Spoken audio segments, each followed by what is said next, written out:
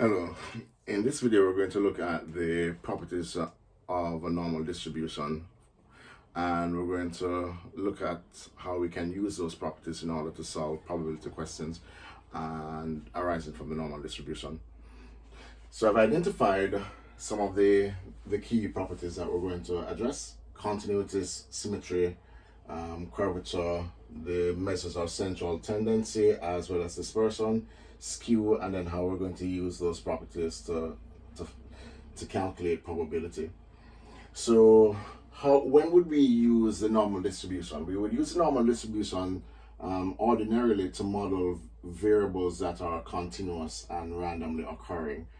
So by continuous, examples of those would be mass, length, time, temperature. Anything that is measurable would be considered continuous. Random, of course, means that the observations are unbiased. There is no deterministic feature to the observation themselves. And variable means that it can take on an infinite number of values because it's being measured along the real number line.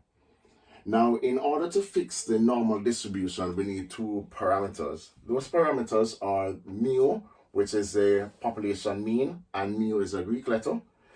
Similarly, we'll also need sigma square, sigma being another Greek letter, sigma square being the population variance. And we'll come back to those terms in short order.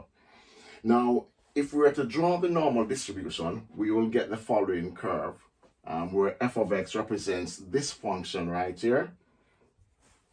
So this function is called the probability density function.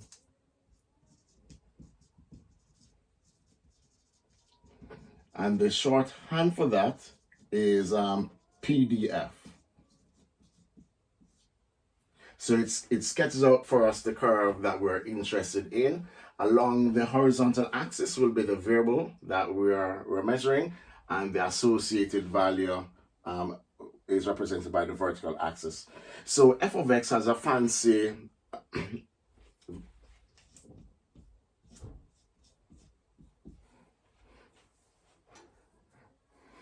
functional. F of x has a fancy functional notation, and it's given by 1 over the square root of 2 pi times sigma e to the minus half x minus mu over sigma all square. So in most exam boards, you're not required to recall this, but we're going to use the PDF in order to find the probability for observing a particular range of values. So generally, the probability that A is less than X is less than B is given by integrating between A and B f of x dx. And this problem is usually solved for us by using a table or by using a calculator. Now, one of the key things, a couple of key things as it relates to the function itself. One, the function has no breaks in it, so the function is continuous over all observed values of x. The second key thing is that the population mean evenly divides the function. So what that means is that the function is symmetrical about the population mean. This is going to be important for us later on. So we will find out that the area below the function left of the mean is identical to the area above the function right of the mean, which is going to be 50% or a half or 0.5. So the measure of average will be mu, i.e. the data will cluster around that as the point, the center point.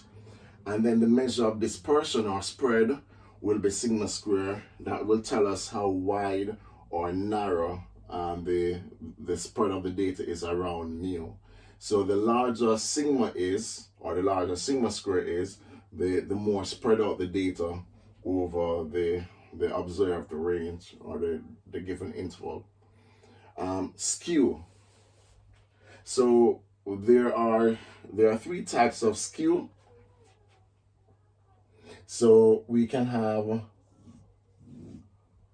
positive skew, where most of the data occurs early on, and there's a long right tail.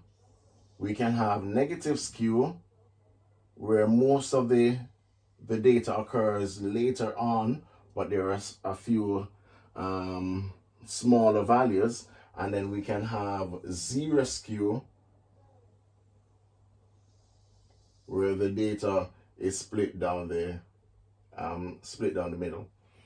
So in zero skew, as is present in the normal distribution, the mean is equal to the median is equal to the mode. All right, so let's recap the key features of the normal distribution. Key feature number one is that the normal distribution is symmetric about the mean. So the mean line divides the distribution evenly in half. Key feature number two is that in order to evaluate your probability statement, you will need to integrate between the limits that they're giving you, integrate the function f of x. This will be done for you by means of a calculator or using your tables, statistical tables. Another key point to note is that there is zero skew in your data, and one way to check whether or not it is appropriate to use a normal distribution is to see if the mean, the median, and the mode are approximately equal.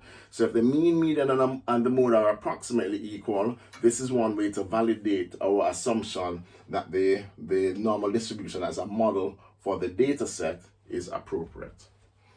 All right, so where we're going to go from here is we're going to look at the inflection point and how to derive the points of inflection. So the points of inflection occur at mu minus sigma and mu plus sigma. And we will look at why those values are correct.